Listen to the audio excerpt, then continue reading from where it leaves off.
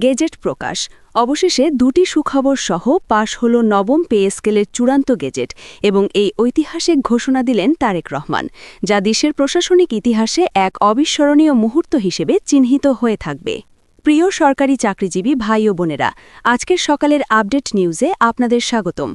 যারা আমাদের চ্যানেলে নতুন তারা এখনই চ্যানেলটি সাবস্ক্রাইব করুন, আর হ্যাঁ, অবশ্যই কমেন্ট করে জানাবেন আপনারা কে কোন জেলা থেকে আমাদের ভিডিওটি দেখছেন। তবে চলুন কথা না বাড়িয়ে আজকের সর্বশেষ সংবাদটি জেনে নিন। দীর্ঘদিনের প্রতীক্ষা, অসংখ্য জল্পনা-কল্পনা আর অনিশ্চয়তার অবসান ঘটিয়ে অবশেষে কার্যকর হতে যাচ্ছে বহুল কাঙ্ক্ষিত নবম পে স্কেল।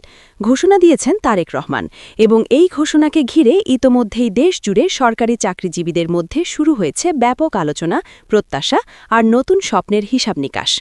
নবম পে স্কেল শুধু একটি বেতন কাঠামোর নাম নয়, এটি লক্ষাধিক সরকারি কর্মকর্তা, কর্মচারী, শিক্ষক, স্বাস্থ্যকর্মী, প্রশাসনিক কর্মকর্তা, পুলিশ সদস্য, প্রকৌশলী এবং পেনশনারদের জীবনের সাথে সরাসরি জড়িয়ে থাকা একটি গুরুত্বপূর্ণ বিষয়। বর্তমান দ্রব্যমূল্যের ঊর্ধ্বগতি, বাসা ভাড়া বৃদ্ধি, চিকিৎসা ব্যয়, সন্তানের শিক্ষা ব্যয় সবকিছুর সাথে তাল মিলিয়ে চলতে গিয়ে অনেকেই হিমশিম খাচ্ছিলেন। সেই কঠিন বাস্তবতায় দাঁড়িয়ে নতুন পে স্কেলের চূড়ান্ত গেজেট প্রকাশ নতুন করে আশার আলো দেখাচ্ছে এবং জনমনে স্বস্তি ফিরিয়ে এনেছে। গেজেট প্রকাশের এই সংবাদটি বাতাসের বেগে ছড়িয়ে পড়ার পর থেকেই সচিবালয় থেকে শুরু করে দেশের প্রত্যন্ত অঞ্চলের সরকারি দপ্তরগুলোতে এক উৎসবমুখর পরিবেশ বিরাজ করছে। জানানো হয়েছে এই গেজেটে রয়েছে দুটি অত্যন্ত বড় এবং তাৎপর্যপূর্ণ সুখবর, যা সরকারি কর্মকর্তা, কর্মচারী, পেনশনার এবং তাদের পরিবারগুলোর জন্য পরম স্বস্তির বার্তা হয়ে এসেছে। নবম পে স্কেল নিয়ে দীর্ঘ সময় ধরেই ছিল নানা জল্পনা-কল্পনা। কবে আসবে, কেমন হবে, কত শতাংশ বেতন বাড়বে, পেনশন সুবিধা বাড়বে কিনা, এসব প্রশ্ন ঘুরপাক খাচ্ছিল সবার মনে। অবশেষে চূড়ান্ত গেজেট প্রকাশের মাধ্যমে স্পষ্ট হল সরকারের অবস্থান এবং দীর্ঘ অপেক্ষার প্রহর শেষ হল।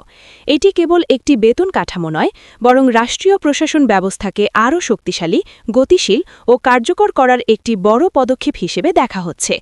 প্রথম সুখবরটি হল মূল বেতনের উল্লেখযোগ্য এবং দৃশ্যমান বৃদ্ধি। নতুন কাঠামোতে গ্রেড ভিত্তিক বেতন এমনভাবে পুনর্নির্ধারণ করা হয়েছে যাতে নিম্ন ও মধ্যম স্তরের কর্মচারীরা, অর্থাৎ যারা ১১ থেকে ২০ গ্রেডে কর্মরত, তারা তুলনামূলকভাবে বেশি উপকৃত হন।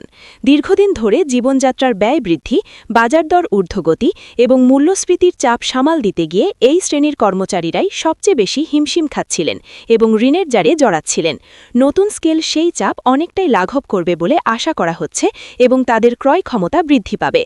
বেতনের এই বৃদ্ধি তাদের জীবনযাত্রার মান উন্নয়নে সরাসরি ভূমিকা রাখবে। দ্বিতীয় সুখবরটি এসেছে দেশের প্রবীণ নাগরিক অর্থাৎ পেনশনারদের জন্য। অবসরপ্রাপ্ত কর্মকর্তা কর্মচারীদের পেনশন ও আনুষঙ্গিক সুবিধা পুনর্বিন্যাস করা হয়েছে অত্যন্ত মানবিক দৃষ্টিভঙ্গি থেকে। চিকিৎসা ভাতা, উৎসব ভাতা এবং পারিবারিক পেনশনের ক্ষেত্রেও এসেছে ইতিবাচক পরিবর্তন। যারা দীর্ঘদিন রাষ্ট্রের সেবা দিয়েছেন এবং নিজেদের যৌবন ব্যয় করেছেন দেশ গঠনে, তাদের জীবনের শেষ অধ্যায়কে বা বার্ধক্যকালকে কিছুটা হলেও স্বস্তিময় ও সম্মানজনক করতে এই সিদ্ধান্ত বড় ভূমিকা রাখবে। পেনশনারদের দীর্ঘদিনের দাবি ছিল তাদের চিকিৎসা ভাতা বৃদ্ধি করা এবং উৎসব ভাতার বৈষম্য দূর করা, যা এই গেজেটে প্রতিফলিত হয়েছে বলে জানা গেছে। এই গেজেটে আরও উল্লেখ রয়েছে টাইম স্কেল ও সিলেকশন গ্রেড সম্পর্কিত দীর্ঘদিনের জটিলতা দূরীকরণের বিষয়টি।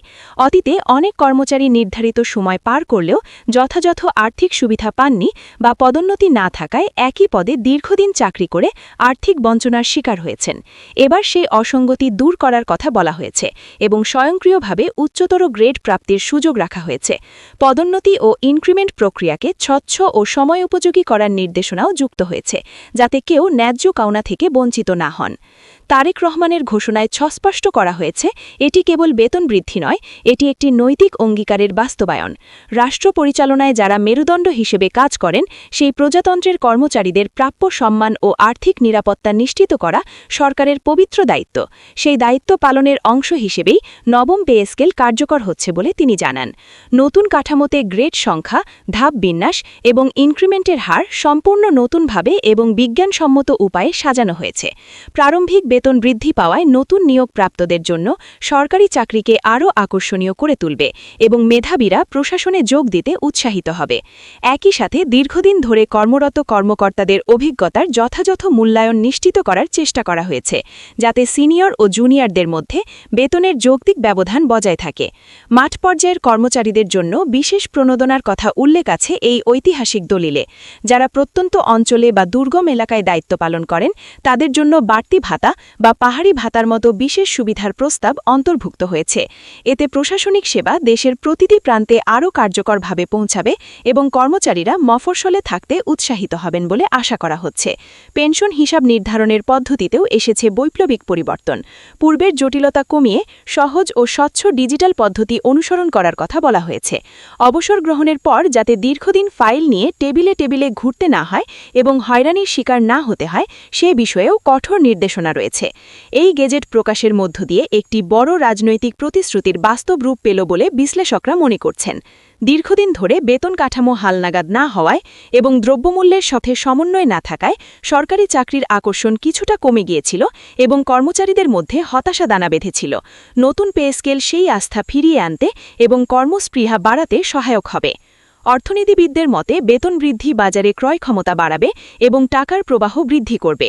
এতে অভ্যন্তরীণ বাজারে চাহিদা বাড়বে এবং উৎপাদন ও বিপণন ব্যবস্থায় গতি আসবে, ফলে ব্যবসা বাণিজ্যে ইতিবাচক প্রভাব পড়বে এবং অর্থনীতি চাঙ্গা হবে। তবে একই সাথে মূল্যস্ফীতি যাতে নিয়ন্ত্রণের বাইরে চলে না যায় সে বিষয়টি গুরুত্ব দিয়ে দেখার আহ্বান জানিয়েছেন তারা এবং বাজার মনিটরিং জোরদার করার পরামর্শ দিয়েছেন। সরকারি কর্মচারী সংগঠনগুলো এই ঘোষণাকে স্বাগত জানিয়েছে এবং আনন্দ মিছিল করেছে।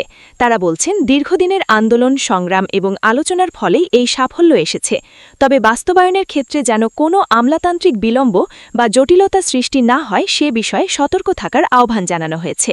নতুন পে স্কেল কার্যকর হলে বিভিন্ন মন্ত্রণালয় ও দপ্তরে নতুন করে বাজেট সমন্বয় করতে হবে এবং সফটওয়্যার আপডেট করতে হবে। অর্থ বিভাগ ইতোমধ্যেই প্রয়োজনীয় প্রস্তুতি নেওয়ার কথা জানিয়েছে এবং খুব দ্রুতই বেতন নির্ধারণ বা ফিক্সেশনের কাজ শুরু হবে। ধাপে ধাপে সব গ্রেডে বেতন সমন্বয় সম্পন্ন হবে বলে আশা করা হচ্ছে। নারী কর্মচারীদের জন্য মাতৃত্বকালীন সুবিধা ও বিশেষ ছুটির বিষয়ে ইতিবাচক ইঙ্গিত রয়েছে এই নতুন কাঠামোতে।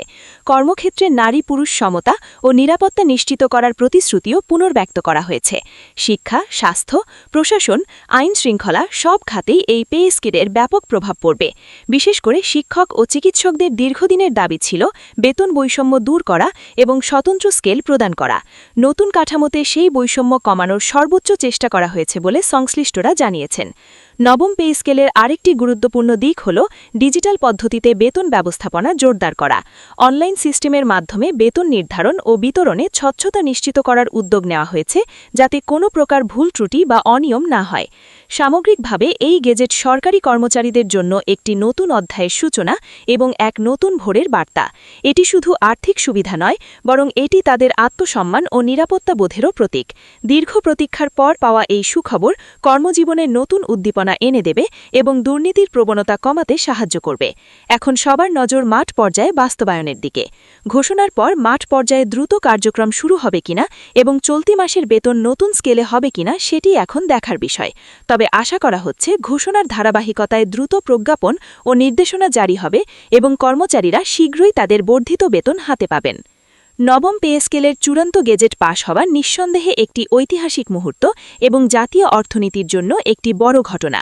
দুটি সুখবরের সমন্বয়ে এটি সরকারি চাকরিজীবীদের জন্য বড় স্বস্তির বার্তা হয়ে এসেছে, যা তাদের জীবনযাত্রার মান উন্নত করবে। সামনে এগিয়ে যাওয়ার পথে এটি প্রশাসনিক কাঠামোকে আরও শক্তিশালী, দক্ষ ও জনবান্ধব করবে বলেই প্রত্যাশা সবার। তাই আজকের দিনটি সরকারি কর্মচারীদের জন্য ঈদের আনন্দের মতো এবং এই আনন্দ তাদের পরিজনের মাঝেও ছড়িয়ে পড়েছে। সরকার প্রধানের এই ঘোষণা প্রমাণ করে যে রাষ্ট্র তার কর্মচারীদের কল্যাণে সর্বদা নিবেদিত এবং তাদের সুখ দুঃখের অংশীদার। ভিডিওটি খুবই জরুরি, তাই দয়া করে সবার সাথে ভিডিওটি শেয়ার করতে ভুলবেন না। আর নতুন ভিডিও আপডেট পেতে এখনই চ্যানেলটি সাবস্ক্রাইব করুন।